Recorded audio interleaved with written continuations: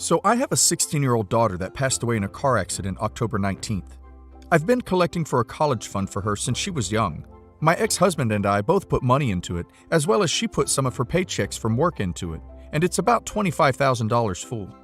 I recently got married to a man who has a 30-year-old daughter. My stepdaughter doesn't like me because I'm only 3 years older than her. My husband is significantly older than I am. My daughter was very passionate about the environment, and my ex-husband and I discussed what we would do with the college fund. My husband says it was my daughter's, and I can do what I feel is right to honor her. We decided to divide it, and we would each donate to charities we felt would make our daughter proud. My stepdaughter, however, thinks we should split it evenly, and she should get some cushion for buying a house, since I'm married to her father, and that makes my contribution his money too. She thinks donating essentially $13,000 wouldn't mean anything to a big charity, and I could help someone I know in real life. My husband has since joined her side and thinks $13,000 would help her buy a house, and we can honor my daughter in another way. Am I the idiot for not wanting to change my plans? Edit. My ex-husband and I, and a little bit my daughter, are the sole people putting money into the fund. My current husband has not put any money into the fund from his personal finances. My stepdaughter and my biological daughter did not have a relationship, as my stepdaughter is almost twice her age. I am 33, my husband is 58. We have a joint house account as well as separate personal funds. My stepdaughter has brought this up multiple times. It wasn't just a suggestion, she constantly brings it up. My stepdaughter is also not poor off financially. She can afford a house. She is single. My husband helped her pay off her debt before we got married. She just wants some cushion. Edit number 2. I am dividing the funds with my ex-husband, not my husband now. My ex-husband gets half, to do with as he pleases to honor our daughter. My current husband gets nothing.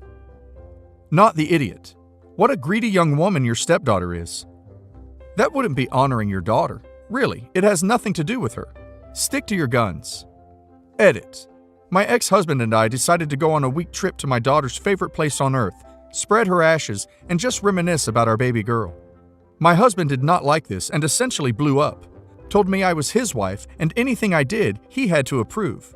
When we get back from our trip, I will be packing my things and looking for an apartment and a divorce lawyer. People recommended, instead of donating to a charity, we start a scholarship for a major my daughter would have loved. My daughter's father and I have been discussing it, and that's an idea we both like and think would honor her greatly. And no, I didn't duck my ex-husband. I have no plans to. We were comfortable enough to go on a trip together because we're friends. I had my daughter at 17. We were young and stupid. But he is still my friend, and since I birthed a child from him, sharing a hotel room is not a big deal. I left my husband. He told me I couldn't do what I wanted with the college fund. I took my name off the account, so my ex-husband was the only owner in the case that my soon-to-be ex-husband tried to claim that money in our divorce. My daughter's father and I went for a trip to my daughter's favorite town. We went to her favorite spot and spread her ashes. I've been staying with my sister and looking for apartments to move into. As far as the fund, we have discussed starting a scholarship or paying a student's tuition. We haven't decided exactly what to do. That's about it. Well put. I think OP made the right decision. Paying off another student's debt would be an amazing donation in her daughter's honor. I'm still impressed with OP's financial skills. To be 33, have raised a daughter, and been able to save $25,000 for her tuition? What an amazing person. My 28 female, fiance, 27 male, a Todd, of 6 years died 2.5 years ago in a car accident. It was absolutely devastating and the worst thing I've ever been through. I have never felt pain like it and truly don't think it's possible to feel pain like it again. It's like I lost a part of my soul. I spent 2 years walking around like a zombie. I've only recently started really recovering. I keep trying with them because I know they're suffering too, but being around them is making me miserable. Even before his death, my in-laws were selfish and overbearing. They'd constantly make plans and decisions for me. If I couldn't make or simply didn't want to do those plans, they'd throw giant-ass tantrums and call me selfish. They made me miss my aunt's funeral, my mother's 50th birthday party, my graduation, every single time because they wanted to go out or booked a vacation without my knowledge. If I tried to say I'd made other plans, they'd get nasty. His sister would make snide remarks about my appearance or how I do my makeup. His dad would make bigoted comments that made me extremely uncomfortable or mock my accent, and they refused to let me plan my own wedding. I ended up with a dress I hated because they said every dress I loved made me look ugly. We live over 4 hours away, so visiting them was already taxing, so throwing in their personalities on top made visiting them all the less appealing. When my fiancé died, I tried to support them as much as possible and looked over their flaws. But it's 2.5 years later, and they still demand I drive to theirs twice a month. They've never come to me. Control what I do by bombarding me with passive-aggressive, guilt trip messages if I make plans without them. Tried to force me to legally change my last name to theirs, even though I was always going to keep mine. And call the dog I adopted to help cope with the loss their dog too. They call him the only grandchild they'll ever have. A few weeks ago, I started tentatively dating an old friend, and they found out and started saying if I really loved my fiancé, I'd never date again, and called me a W. The accusation was heartbreaking and a huge setback in my recovery, so I cooled things off with the friend. They told me that was the only way to honor my fiancé and that they expect me to live the rest of my life alone, as you only get one shot at love. I can't imagine how painful losing a child must be, so I feel bad for potentially cutting them out, as I was such a big part of their son's life for so long, but they're emotionally exhausting and I don't know how much more I can take. My mother thinks I should just suck it up and tolerate them while they work through their grief, and that I'd be in the wrong if I didn't. My dad is more on my side. Will I be the idiot? Edit. I grew up in a quiet religious household that put a lot of focus on manners and pleasing other people, which is why I think I sometimes struggle with telling people no. For that reason, I don't want to hurt or disrespect people who have been in my life for over 8 years now. My mother instilled a lot of those values in me and didn't want me to seem rude or ungrateful, but she also had a stillborn and says she relates to them as what they're going through will be 1,000,000 times more painful than what I'm going through. Edit 2. They found out about my old friend and I after we went on a movie date and grabbed some ice cream afterwards. We took a selfie and my friend tagged me in it on Instagram with a fairly innocent comment about how he enjoyed watching the movie and grabbing some food with me. A few days later, my fiancé's mother rang me crying, saying that the sister had just showed her the photo and she couldn't believe I had moved on so quickly. Not the idiot. OP, get away from these people as fast as you can. It's one thing to honor the memory of your fiancé. It's another to put your life on hold for the remainder of your days, mourning for something that you will no longer be able to have. It's very selfish of them to continue treating you like this, not allowing you to move on. Cut them off, block them, and please continue seeing your friend for your own happiness. These people are ridiculously controlling, manipulative, and toxic. My brother, 29 male, and sister-in-law, 29 female, asked Wednesday if they could come for a visit at that weekend. They're 6 hours away. We said sure, love to see you. Friday afternoon, I, 34 female, had an ultrasound for my 8-week pregnancy. The ultrasound showed a likely miscarriage. My husband, 35 male, and I were upset, but as my bro and sister-in-law were already driving, we didn't cancel the visit. We hadn't told them about the pregnancy, nor had we told our 3 kids. When bro and sister-in-law arrived, they were excited to tell us sister-in-law is pregnant, and due 2 weeks before I would have been due. I tried to sound excited and happy for them, but I wasn't as excited as I normally would have been. Then it turned into a nightmare. She didn't like supper, so we ordered in food for her. She needed the bed moved from one wall to another. Fine. She insisted on 5 pillows to sleep. I found a couple, and she was upset I couldn't give her more and asked if she could go into the kids' room and take theirs. I said no. Next morning, she freaked out at 7 a.m. that the kids were eating cereal too loud. She spent the morning curled up on the couch complaining about morning sickness. I sympathized and said it's awful, but it will go away. She screamed, "No, you've never experienced this. They gave me the same anti-nausea drugs they give chemo patients, so shut up." I got quiet.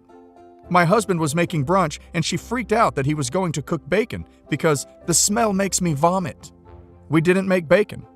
She also didn't want us to make eggs or let the kids have syrup on their pancakes.